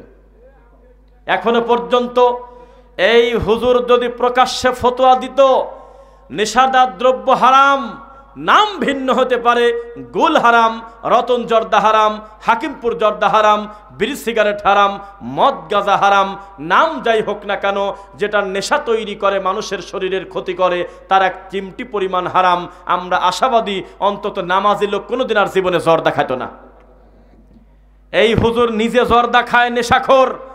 সেই কারণে সমাজের বিড়িখোরদের বিরুদ্ধে বক্তব্য দিয়ে কোনো লাভ হয় না। হুজুর নিজে হলো গলায় তাবিজ লিখে দেয় মানুষকে, এজন্য মাজার থেকে মানুষকে ফেরানো যাচ্ছে না। যে জাতি ঘোষণা দিয়ে দিচ্ছে আমার পীরের মুরিদ হওয়ার পরে আমি যদি জাহান্নামে যাই আমি তাও রেডি আছি। বলছে কথা, নাউযুবিল্লাহি মিন যালিক। বলে আমি যদি জাহান্নামে যাই তবুও যাব। এর নাম হলো পীর মুরিদের আজব শয়তানি। এই সব কিছু আছে বেদাতীদের ভিতরে। এই মাইকের আওয়াজ শুধু যতদূর যাচ্ছে ততদূর না, আমাদের এই কথাগুলো মিডিয়ার মাধ্যমে সংরক্ষণ থাকবে কিনা বলেন? যদি থাকে আজকে এই মাঠ থেকে তলুই গাছা থেকে ঘোষণা দেই, ও বিদাতীরা, তোমরা কত বড় ব্যর্থতার একটা দলিল। এই পৃথিবীতে কোনো তিনতলা গম্বুজওয়ালা কোনো আহলে হাদিসের আলেমের কবর নাই, তোমরা ব্যর্থ। যারা ল্যাংটা তারা তোমাদের তরিকার, যারা রশি তারা তোমাদের তরিকার, যারা মরা মানুষের কাছে ছেলে চায় তারা তোমাদের মাযহাবের, যারা মাজার তৈরি করে মানুষকে মুশরিক বানায় তারা তোমাদের মাজারের। আজ পর্যন্ত পৃথিবীর ইতিহাসে একটা ইমাম বুখারীকে আল্লাহ কোনো মাযহাবে দেয় নাই। বুঝেন আর কি আয়নার মতো চাচ্ছেন? একটা ডক্টর জাকির নায়েককে আল্লাহ ইতিহাসে কোনোদিন কোনো মাযহাবে দেয় নাই, আল্লাহ বিশুদ্ধ আকীদায় দিয়েছে। এই পৃথিবীর ইতিহাসে শেখ আহমেদ দিদাদের মতো বিদ্বানকে আল্লাহ কোনো মাযহাব থেকে দেয় নাই, দিয়েছে কোরআন সুন্নাহ থেকে। এই পৃথিবীতে কোনোদিন নাসিরউদ্দিন আলবানী রাহিমাহুল্লাহর মতো এত বড় বিদ্বানকে জীবনে কোনোদিন আল্লাহ কোনো যুগে মাযহাবের ভিতরে দেয় নাই, আল্লাহ দিয়েছে কোরআন এবং সহিহ হাদিসের ভিতরে। ইতিহাস সাক্ষী, একটা বিন বাজ, একটা সালেহ আল উসাইমিন, একটা সালেহ আল ফাওজান, বিশ্ববিখ্যাত কোনো বিদ্বান জীবনে কোনো মাযহাবের ভিতরে আল্লাহ দেয় নাই, দিয়েছে হলো শুধুমাত্র কোরআন সুন্নাহ মানার ভিতরে। একটা ডক্টর আসাদুল্লাহ আল গালিব আল্লাহ কোনো নির্দিষ্ট মাযহাবে দেয় নাই, দিয়েছে শুধুমাত্র উম্মার জন্য কোরআন সুন্নাহ জানার জন্য। কে কার কথা শুনবে? আয়নার মতো পরিষ্কার। বেদাতীদের হুজুর যত সিনিয়র হয় তত পাগল হয়। প্রমাণ কি দেন? প্রমাণ আমার কাছ থেকে। এক হুজুর বক্তব্য দিচ্ছে, গতকালকে দেখলাম 2013 সালের ঘটনা, যখন হেফাজতে একটা পর্যায়ে গেল না, একটা বড় ব্যাপার হলো আমাদের দেশে 2013 সালে, তখন একটা হুজুর মহাসচিব এখন পর্যন্ত আছে আমার ধারণা, যুগ্ম মহাসচিব মনে হয়, এই এত বড় দায়িত্বশীল বলতেছে যে যখন এই 13 সালে হেফাজতের শাপলা চত্বরে লোকজন যাচ্ছে তখন আল্লাহর নবী তার সাহাবীদেরকে নিয়ে কবর থেকে উঠে চলে আসে। আমরা জিজ্ঞাসা করলাম যে আল্লাহর নবী সাহাবীদেরকে নিয়ে কোথায় যান? তখন নবী বলল, আহমদ শফি ডাক দেছে, আমি মক্কা মদিনায় থাকি কোন হিসাবে? আল্লাহর কসম এই বক্তব্য যদি না থাকে আমাকে আপনি অপমান করে দিয়েন। এখন ইউটিউবে লিখবেন যে আহমদ শফির ডাকে নবী তার সাহাবীদেরকে নিয়ে শাপলা চত্বরে আসলেন, লেখেন। এই তো হুজুরের বক্তব্য। ওই বেদাতি হুজুররা দিন যত বাড়ে তত শয়তানি বেশি করে, মুরব্বী যত হয় তত আর উল্টা পাল্টা কথা বলে, আর আহলুল হাদিসদের আলেমদের অধিকাংশ বয়স যত বাড়ে তার মাধ্যমে জাতি আরো বেশি উপকৃত হয়। এই সালাতুর রাসূল ছিল এতদিন শুধু বাংলা ভাষায়, এখন সেটা শুধু বাংলা নয়, সারা পৃথিবীর একাধিক ভাষায় এটা অনুবাদ হয়ে সারা পৃথিবীতে দাওয়াতি কাজ হচ্ছে কিনা বলেন? এভাবেই আমাদের সিনিয়র আলেমদের থেকে আল্লাহ খেদমত নেন। কিন্তু এই বেদাতি যত বয়স বাড়ে তত আরো শয়তানি করে, জান্নাত পর্যন্ত বিক্রি করতেছে, বলতেছে 4টা ডিম 1 লাখ টাকা দিয়ে নেবে নাকি কেউ? জালসায় ডিম ওঠে না, ডিম ডিম, এই ডিম বিক্রি করতেছে আর বলতেছে আমি এমন একটা ফু দিয়ে দেব, বুঝবি কি পাইলি, কেউ কি আসো নাকি 4টা ডিম 1 লাখ টাকা? কয় আমি নেব। আল্লাহর ঘর মসজিদে এক একটা ডাব বিক্রি করতেছে 10,000 টাকা। জাদুকরের মতো মানুষ ছুটে যাচ্ছে। আমার কথা, মসজিদে মানুষ যত খুশি দান করুক তাতে আমার কি আছে, কিন্তু ডাবের ভিতরে কি বরকত আছে আপনি বলেন তো দেখি? এটা তো বরকতের মালিক আল্লাহ। এই 4টা ডিমের ভিতরে কি আছে? ফু দিলে কি হবে? এই কত বড় ভরসা করে 1 লাখ টাকা দিয়ে 4টা ডিম কিনে নিয়ে গেল। যেই হুজুর ডিমটা বিক্রি করলো সে হলো কট্টরপন্থী বেদাতি। বোঝা যাচ্ছে? আজকে থেকে ছোটবেলায় যখন আমাদের কাছে কেউ বলতো ছেলেটাকে মাদ্রাসায় পড়াতে চাই, আমরা বলতাম জিজ্ঞাসা করেন কেন, মাদ্রাসায় দিয়ে দেন। এখন তা বলি না, বলি যে বিশুদ্ধ আকীদার মাদ্রাসায় দেন। যেই মাদ্রাসায় নামাইতু শিখায় বাচ্চাদেরকে পিটায় মারে না, যেই মাদ্রাসায় ছাত্রদেরকে এই শিক্ষা দেওয়া হয় না যে মানুষ মরে গেলে তোমরা কবরের কাছে গিয়ে হাত তুলে কান্নাকাটি করো, আর মরার আগে একবার খতম দাও, মরার পরে আবার তার বাড়িতে গিয়ে কোরআন খানি করো, কুলখানি করে খাও, কোরআন মাজিদ বক্সায় দাও, আর যদি জীবিত থাকে মরেও না বাঁচেও না তখন তোমরা দেড়কে দিয়ে সোলা নিয়ে দেয় বিসি খতম মেরে দাও। নিরীহ বাচ্চাদেরকে এই ভুল শিক্ষা যারা দেয় না, ওই প্রতিষ্ঠানে দেন। তার একটা প্রতিষ্ঠান হলো আল জামিয়া মুহাম্মাদিয়া সালাফিয়া, এটা হলো তলুইগাছা। এই প্রতিষ্ঠানে ঘোষণা দিয়ে বাচ্চাদেরকে সুন্নাহ শেখানো হয়, একটা বাচ্চাকেও বিদআত শেখানো হয় না। আলহামদুলিল্লাহ। কেউ প্রমাণ দেন এই মাদ্রাসার ছাত্র মরা মানুষের কাছে গিয়ে কোরআন পড়ে? দেখি, বলেন তো দেখি। এই মাদ্রাসার হুজুররা তাবিজ লিখে খায়? প্রমাণ দেন। মানুষের বাড়িতে মিলাদ পরে ধর্ম বিক্রি করে খায়? প্রমাণ দেন। এই নিরীহ কোরআনে হাফেজরা দোকান উদ্বোধন করে করে বেড়ায়? প্রমাণ দেন। এই মাদ্রাসার হুজুররা সিনেমা হল উদ্বোধন করে? কোন জায়গা আছে দেখান আপনি আমাকে। কিন্তু এই বেদাতিরা সেটাই করে। তাই আপনাকে বলি, মাদ্রাসা আপনার সন্তানকে দিবেন, তবে বিশুদ্ধ আকীদার মাদ্রাসায় দিবেন। কোথায় কোথায়? শোনেন, টাকা দান করলে নেকি হয় না গুনাহ হয়? কথা হয় না। নেকি হয় না গুনাহ হয়? কিন্তু আমি আপনাকে প্রমাণ দেব, টাকা দান করার পরেও গুনাহ হয়। লাআনাল্লাহু মান আওয়া মুহদিসান, কেউ যদি কোনো বিদাতিকে সহযোগিতা করে, বিদাতকারীকে কল্যাণের জন্য কিছু দেয়, তার উপরে আল্লাহ লানত, ওয়াল মালাইকাতি ফেরেশতার লানত, ওয়ান নাসি আজমাইন, গোটা মানব জাতির লানত তার প্রতি, যে কোনো বিদাতিকে সহযোগিতা করল। তাহলে মনে রাখবেন, লক্ষ লক্ষ টাকা দান করলে যদি বেদাতি প্রতিষ্ঠানে দান করেন, ও আরো বেশি করে বেদাত করবে আপনার টাকা পায়ে। আর সুন্নাহপন্থী মানুষের হাতে যত বেশি টাকা দিবেন, তত আল্লাহর তাওহীদের খেদমত হবে ইনশাআল্লাহ। লিল্লাহি তাকবীর। মনে রাখবেন, বক্তা যখন বক্তব্য দিতে আসে, বক্তব্য দিতে গিয়ে তার ভিতরে অহংকার প্রকাশ পায়, তিনি শ্রোতাদের উপরে রাগ করে, গালাগালি করে, 5টা প্রশ্ন দিলে উত্তর দেওয়া বাদ দিয়ে মানুষের উপরে রেগে গিয়ে বলে, এ প্রশ্ন দিল কে রে? আর আহলুল হাদিস আলেম ওলামা বক্তব্য দিয়ে বক্তব্যের শেষে প্রায় 50টা প্রশ্নের উত্তর দিয়ে দেয়, কখনো মুখ কালা করে না। পার্থক্য আর কিভাবে চান? এই বর্তমান আহলুল হাদিস আলেম ওলামা যারা জমিনে কাজ করতেছেন, টাকা কম বেশি তাদেরকে দিতে হবে, খেদমত নইলে করবে কিভাবে দাওয়াতি কাজে? যদি কিছু টাকা নেয়ও, আমার ধারণা এই বাংলাদেশ সহ পৃথিবীতে এমন আহলে হাদিস আলেম আছে আমার জানা নাই, যাকে আগে 50,000 টাকা দিতে হয় আর পরে 70,000 টাকা দিতে হয়। এমন বক্তা আছে পৃথিবীতে আমার জানা নাই। এমন বক্তা আহলে হাদিসের আছে আমার জানা নাই। যেই বক্তা অতিরিক্ত কুয়াশার কারণে হেলিকপ্টারে 1 কিলোমিটার যাওয়া তো দূরের কথা, 1 হাত সামনে দেখা যায় না, অতিরিক্ত ঠান্ডায়, এজন্য কমিটির কাছে 4 লাখ টাকা ফেরত দিয়ে দিয়েছে। এইরকম ইতিহাস পৃথিবীতে কোনো আহলে হাদিসের নাই? আছে? বলেন আছে? পৃথিবীর ইতিহাসে এমন কোনো মাঠ নাই যেই মাঠে বক্তার নাম আহলে হাদিসের বক্তা, আর সে মাঠে এসে 5টা জাল হাদিস বলে ধর্মের ক্ষতি করলো। আমার জানা মতে তা নাই। আপনি কিভাবে পার্থক্য বুঝবেন না? এই জমিনে যারা দাওয়াতি কাজ করেন, একনিষ্ঠভাবে তারা আল্লাহর কথা বলেন, লিমিটের ভিতরে থেকে মানুষের প্রতি জুলুম করেন না, কোরআন সুন্নাহর কথা মানুষের কাছে পৌঁছায়। কিন্তু বিদাতি মানেই হলো ধর্মকে বিকৃত করা। বক্তা নিজেই স্বীকার করলে আমি মানসিক রোগী, জেলখানায় আমার বড়ি খাওয়াইছে না কি কয় আল্লাহ জানে। আমি মাঝে মধ্যে চিন্তা করি, কিছু কিছু হুজুর যারা জেল থেকে বের হলো, এরা জেলে না গেলে কি করে খেত আমি জানি না। তার উয়াদের 70 ভাগ খালি জেলের গল্প। কিসের গল্প? কিছু শুনছেন নাকি? খালি জেলের গল্প। একবার কয়েদে জেলে আমি পরিমণিক দেখলাম, আবার কয়েদে আমার ট্যাবলেট খাওয়াইছে, আবার কয়েদে আমার এখানে নিয়ে গেল, আবার কয় চোখবাদি নিয়ে গেছে অমুক জায়গা। এই সব ঘটনা বলে বলে ওয়াজের ভিতরে 1 ঘন্টার প্রায় 40 মিনিট জেলের গল্প কয়।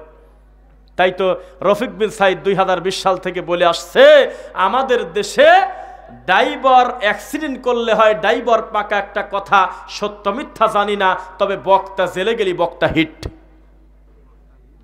মাগরিবের পর উঠতো যেই বক্তা, কোনো না কোনো কারণে আদে বাদে হয়তো কথা বলেছে, কোন একটা ঝামেলা হয়ে পুলিশ তাকে ধরে নিয়ে গেছে, উনি বের হওয়ার পর বক্তা হবে 1 নম্বর। লোকজন ফুলের মালা দিয়ে নিয়ে আসবে, আমাদের আল্লামা ফেরত এসেছে, আমাদের বড় হুজুর ফেরত এসেছে, আমাদের কলিজার টুকরা ফেরত এসেছে, বাতিল তোরা পলানোর পথ পাবি না। অথচ জাল হাদিস বলে গেছে, ধর্মের আগেও ক্ষতি করতে এখনো ক্ষতি করে। এমন বক্তা আমি জানি এই বৈঠকে। আর আমার কথার সত্যতা শুনবেন, আমার ডানে বামে আমার এই যুবক ভাইদের দিকে তাকাবেন, আমার ধারণা তারা জানে এমনও বক্তা এই দেশে আছে যেই লোকটা কানে হাত দিয়ে বিকট কান্না করতেছে আর বলতেছে 3 তারিখে সিলেট, 4 তারিখে ঢাকা, 5 তারিখে নোয়াখালী, 6 তারিখে সাতক্ষীরা, 8 তারিখে খুলনা। ঠিক কিনা বলো? আছে কিনা এমন বক্তা? এই রকম করে কানে হাত দিয়ে কোন জায়গা কবে মাহফিল এই সিরিয়াল নাম্বার দেয় আর হু হু করে কাঁদে। এই লোকটাকে যখন জেলে নিয়ে গেছে শয়তানি করার কারণে, জেল থেকে বের হয়ে আসার পরে তার নাম হয়েছে শায়েখে নরসিংদী। এই তো জাতি, এই জাতি ধর্মকর্ম কবে বুঝবে? এই জাতির বড় হুজুর হলো হাফ প্যান্ট পরা, আর এই জাতি হলো ল্যাংটা। এর নাম হলো আমাদের দেশে দিয়েছে তাফসির কারক।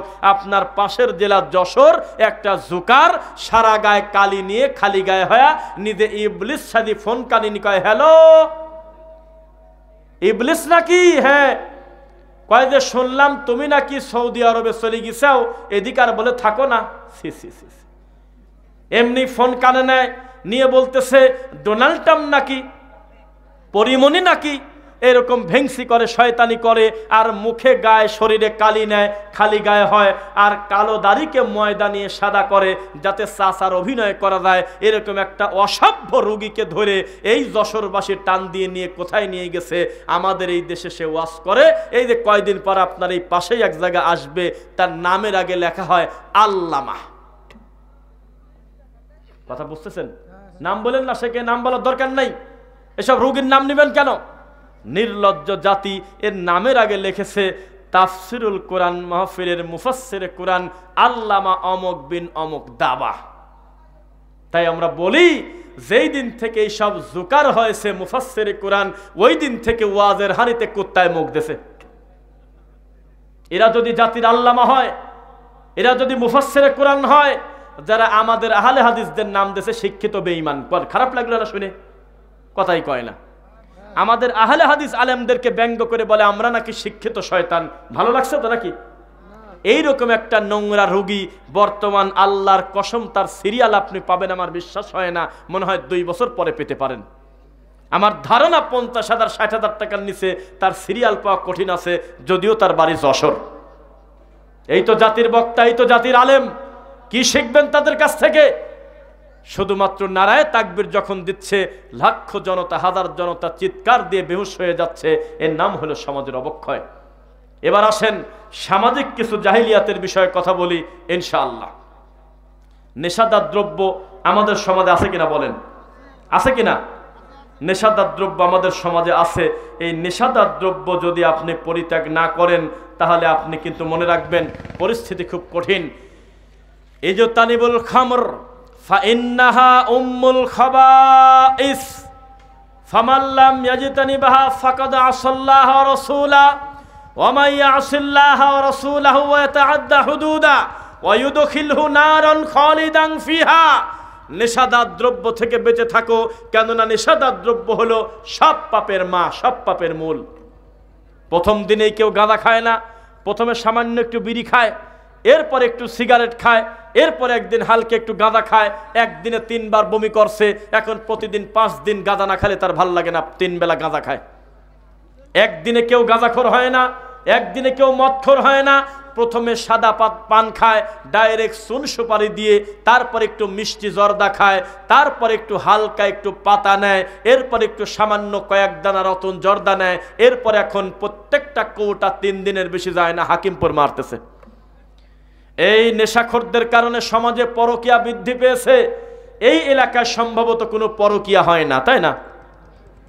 হয় না? না, খুব গর্ব করে বলতেছেন হয়, হয় কি না? এই পরকীয়ার মতো নোংরা কাজ হাজার হাজার পরিবার ধ্বংস করে দিচ্ছে। ছেলে পরিচয় দিতে পারতেছে না, মা কোনটা বাপ কোনটা, অবস্থা খুব কঠিন। এক স্ত্রী 3 বার পালিয়ে যাচ্ছে, 3 বারই ফেরত নিয়ে আসতেছে, 4 বারের বার আবার দৌড়ে পালাচ্ছে। কিসের নেশায়? নয় দুনিয়াবি টাকার লোভ, নয় তো নেশার লোভ। এই তো সমাজের চিত্র। এখন যদি সংশোধন হতে না পারেন, এখন যদি স্ত্রীকে কন্ট্রোল করতে না পারেন, সন্তানকে আল্লাহর ভয় দেখাতে না পারেন, অবস্থা খারাপ আছে। আপনার কি মনে পড়ে লুকমান আলাইহিস সালাম তার সন্তানকে ভয় দেখাইছিল আল্লাহর ভয়? লা তুশরিক বিল্লাহ, হে আমার বেটা আল্লাহর সঙ্গে শিরিক করো না। ইন্নাশ শিরকা লা যুলমুন আযীম, নিশ্চয় শিরিক হলো সবচেয়ে বড় জুলুম। আর আপনি ভয় দেখাচ্ছেন ভাত খাও, ওই যে তোমার আব্বা আসতেছে, অথচ বাপ সৌদি থাকে, মিথ্যা কথা বলে বাচ্চাকে খাওয়াচ্ছে। এর প্রতিফল আজকের এই দিনে 3 বছরের বাচ্চা মোবাইল না দিলে খায় না। এখনই আপনি আই স্পেশালিস্টকে আপনার বাচ্চার চোখ দেখান, উনি নিজে গবেষণা করে ফরেনসিক ল্যাবে ঢুকায় বলবে আপনার বাচ্চার যেই মেধা আর যেই চক্ষু আল্লাহর প্রদত্ত ছিল তার 30 ভাগ এইটুক বয়সে প্রায় শেষ হয়ে গেছে। তাই তো এই মোবাইল যারা এনেছে, এই মোবাইল যারা গবেষক ইহুদি খ্রিস্টান, তারা বলেছে এভাবেই যদি চলতে থাকে পরবর্তীতে খুব বেশি দিন লাগবে না, 100 বছরের ভিতরেই আগামীর প্রজন্ম হবে প্রতিবন্ধী প্রজন্ম। কি প্রজন্ম? কি হবে বলেন না কেন? প্রতিবন্ধী। তার মানে যাচ্ছে ডানে কিন্তু বামের দিকে ছুটে যাবে, সামনে খাল আছে বুঝবে না। এখনই পর্যন্ত এমন অবস্থা, মোবাইলে টিকটক করে, মোবাইলে ফ্রি ফায়ার গেম খেলতে খেলতে রাস্তায় উল্টে পড়ে গেছে অ্যাক্সিডেন্ট হয়ে। কানে হেডফোন নিয়ে রেল লাইনের উপর দিয়ে যাচ্ছে, রেল তার উপর দিয়ে উঠে দিয়ে মেরে দিয়েছে, এখনো পর্যন্ত ঠিক পায় নাই। এর নাম হলো জাহিলিয়াত। সাবধান, এখন থেকে যদি আল্লাহর ভয়ে কোরআন সুন্নাহর এলেম জ্ঞান অর্জন না করেন, আগামীর দিন কিন্তু অবস্থা খুব খারাপ। বাচ্চা কাচ্চা তো মসজিদে যেতেই দেয় না, বারান্দায় চিৎকার দিলে আমাদের হাদি সাহেবদের ডিস্টার্ব হয়, হয় কি না? এই কার ছেলে রে, এ কার নাতি মসজিদের বারান্দায় ডিস্টার্ব করে, এই কথা বলে কিনা বলেন? আস্তাগফিরুল্লাহ। দুনিয়ার শ্রেষ্ঠ মানুষের কাঁধের উপরে বাচ্চা থাকে, জীবনেও কোনোদিন জোরে একটা ঝাড়া দিল না।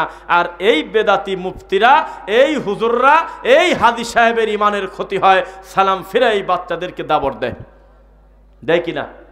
সাবধান, ছোট বাচ্চারা খেলবে, দুলবে, আসবে যাবে, এটা কোনো দোষের কিছু না।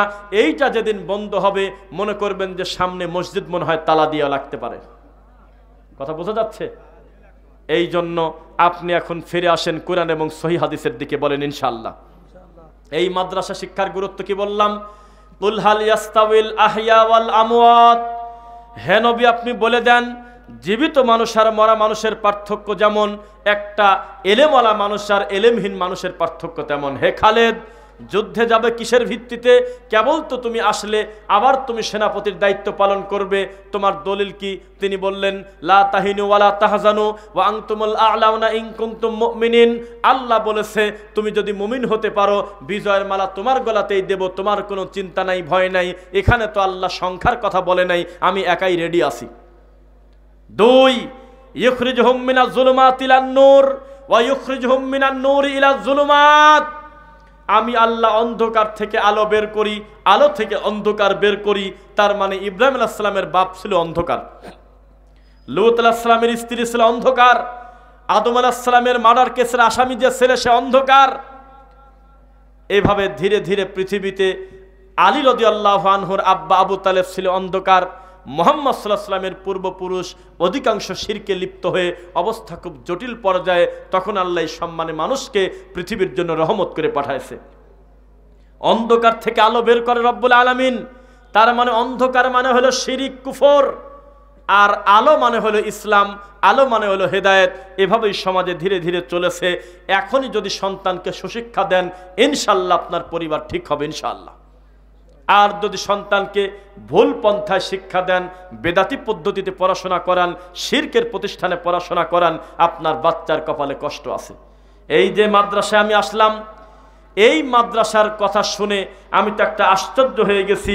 একটা গ্রামের লোকের পরিকল্পনা করতেই লাগে প্রায় 1 বছর, আরে মাত্র 4-5 মাস আগে থেকে শুরু করে এই মাদ্রাসাটা অলরেডি দাঁড়ায় গেছে। বলেন আলহামদুলিল্লাহ। মিথ্যা নাকি সত্য? এই মাদ্রাসায় যিনি জায়গা দান করেছেন, আমার তার কথা খুব মনে পড়ে যাচ্ছে, আবুল হাসান সর্দার। যদিও আমি এখন পর্যন্ত তার মুখটা আমি দেখি নাই, তবে আমার মনে হচ্ছে আমি তাকে দেখব। আমার ভাই থাকলে একটু কথা বলেন, আমি দেখি আপনাকে। আপনাকে দিয়ে আল্লাহ এত বড় খেদমত নিলেন, চলে গেছে নাকি? ও আচ্ছা আচ্ছা, যাই হোক, আমি যদি ভুল না করি তিনি তার অনেক দামি সম্পদ আল্লাহর দ্বীনের জন্য তিনি ওয়াকফ করে দিয়েছে। বলেন আলহামদুলিল্লাহ। তো এটা কি আপনারা খুশি না বেজার? তো খুশি হলে এই প্রতিষ্ঠানের ছাত্র আছে কতজন এখন? 47। আর ক্যাপাসিটি কত আছে? আর কতজন বাচ্চা আরো মানে স্পেস আছে?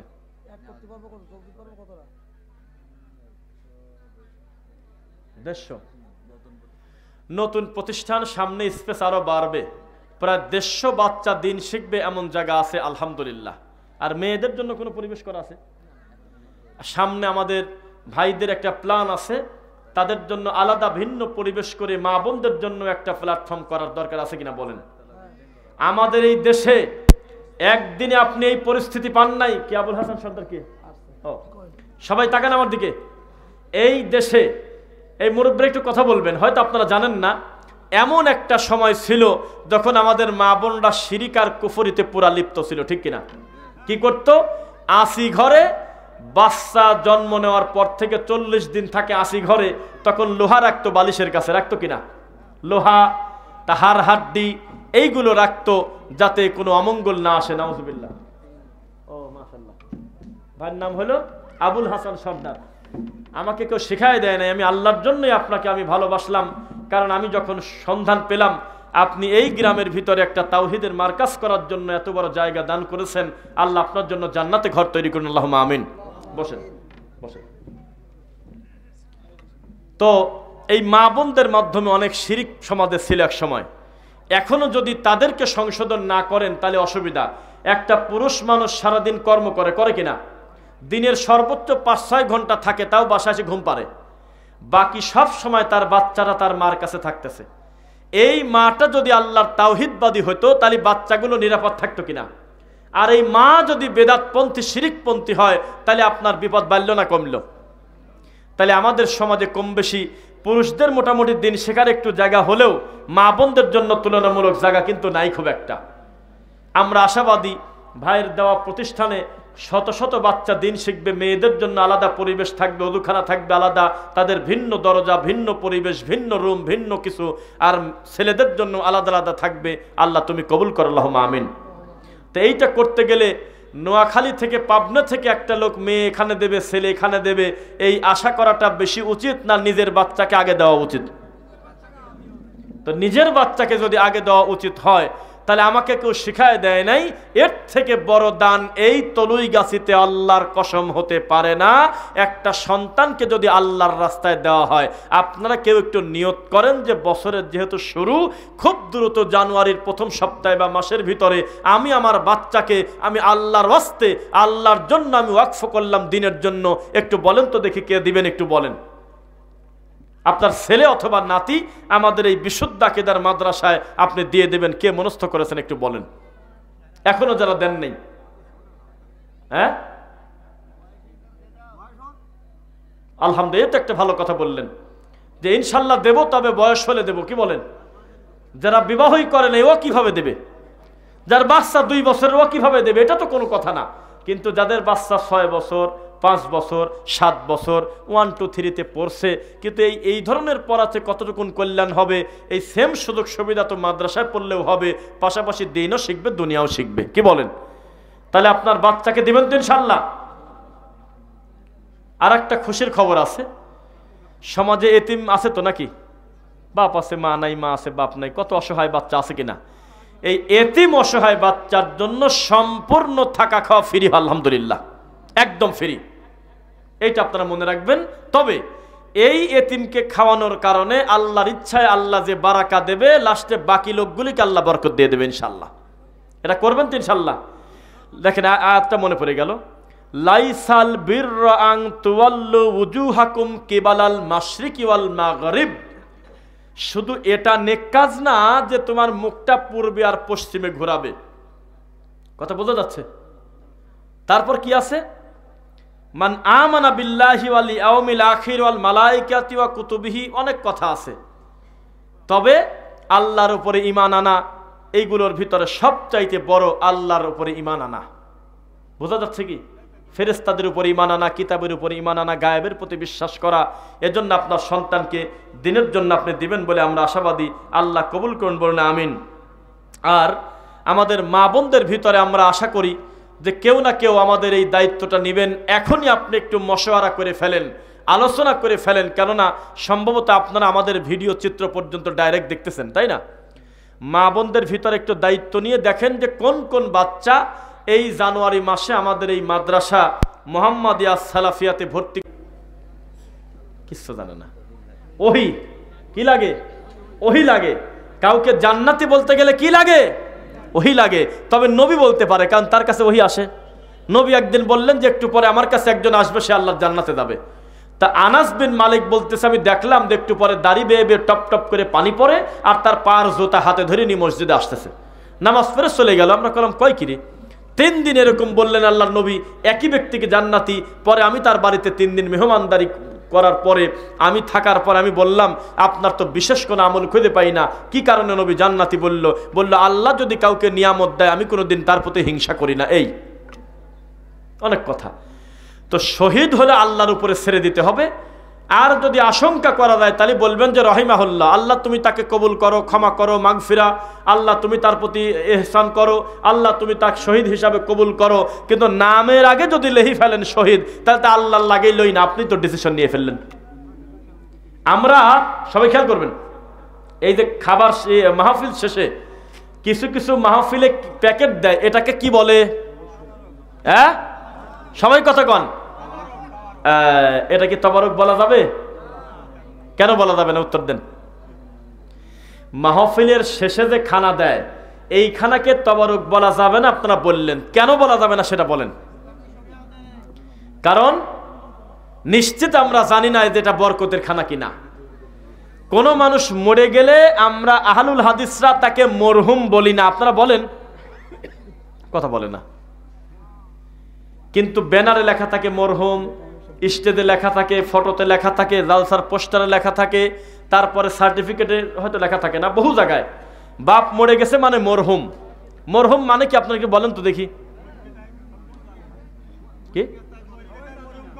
ও, তো সেই সুন্দর অর্থ বলতেছেন, কয়টা মরে গেছে তাই? না না, এটা অর্থ হয় নাকি? আমি বলছি মরহুম শব্দের অর্থটা কি। মানে আমরা ডিসিশন নিলাম যে লোকটা রহমত পাওয়া গেছে, এটা বলা যাবে? বলতে হবে রহিমাহুল্লাহ, কি আল্লাহ তুমি রহম করো, তবে করে দিছাও কিনা তা আমরা জানি না। আচ্ছা, আমাদের পাবনাতে কি বলে জানেন? বলতেছে এখন আমরা তার জন্য দোয়া করব, মরহুম মগফুর আব্দুল্লাহ। একবার তো রহমত দিল, আবার বলতেছে ক্ষমাও পাওয়া গেছে। নাউজুবিল্লাহ। মাগফুর মানে যাকে ক্ষমা করা হয়েছে। শুনতেছেন না? এটা কি বলা যাবে? বলতে হবে আল্লাহুম্মা মাগফিরলাহু ওয়ারহামু, আল্লাহ তুমি তাকে ক্ষমা করো, তার প্রতি দয়া করো। করে দিছাও কিনা তা আমরা জানি না। ডিসিশন নেওয়া যাবে না। জোর করে একজনকে বললেন যে আপনি জান্নাতি। আমাদের দেশে তো জিন্দা ওলিও সার্টিফিকেট দিয়ে দেয় নাকি? ওই রুগী হুজুরি দেয়, কয় টাটকা ওলি, জিন্দা ওলি, কত কিছু যে মুখ দিয়ে বলে। আল্লাহ হেদায়েত দিক, বলেন আমিন। তার কথায় তার দলের লোকও খুব বিরক্ত, কিন্তু তওবা পড়ে না, মাহফিলও ছাড়ে না, প্রতিদিন 3টা করে করে, মনে হয় 50, 60, 70 হাজার টাকা নিচে নেয় না। আল্লাহ হেদায়েত দিক, বলেন আমিন। মসজিদের পাশ থেকে কেউ যদি 2 বিঘি জমি দেয়, তা হাসান চাচা তার রাস্তার বাটে 2.5 বিঘি সম্পদ দিয়ে দেবে। আচ্ছা, একটু কথা বলি সবাই। মসজিদটা কোন পাশে? এই যে মসজিদের এখান থেকে কেউ যদি 2 বিঘি জমি দেয়, এই যে মসজিদ, এখানে সামর্থ্যবান কোনো ভাই বা সম্মিলিতভাবে যদি 2 বিঘা জমি দেন, 2.5 বিঘি জায়গা দিয়ে দেবে, তাহলে 2.5 বিঘা জমি আম বাগান সহ আমাদের রাস্তার ভাড়া দিয়ে দেবে। রাস্তার ওপারে সে দিয়ে দেবে তাকে। হাসান চাচা, আহসান মানে যার বাসায় আমরা, হাসান চাচা, ওই যে আমাদের এখন যার বাসায়, যিনি আর হলো হাসান চাচা, যার সাথে কথা বললেন। হ্যাঁ হ্যাঁ হ্যাঁ, ও আচ্ছা। আবার খেয়াল করবেন, আমি বুঝি না, আমি বলছি দান করার কথা, এওয়াজ করা। আপনি যদি এই মসজিদের পাশে 2 বিঘা জমি দেন, এখন একটা ডিসিশন নেন, একটা ইতিহাস হয়ে থাক, তাহলে 2.5 বিঘা জমি আম বাগান সহ আপনাকে দিয়ে দেওয়া হবে। কোথায়? ওই রাস্তার বাড়ি কানাপুর কান্দর এখান থেকে। কি পুকুর? ওই যে কানাপুর রাস্তার বাড়ি থেকে ওখান থেকে। এটা পুকুরের কাছে। যাই হোক, একটু কি কথা বলবেন কেউ? আলহামদুলিল্লাহ, মাশাআল্লাহ মাশাআল্লাহ, জি।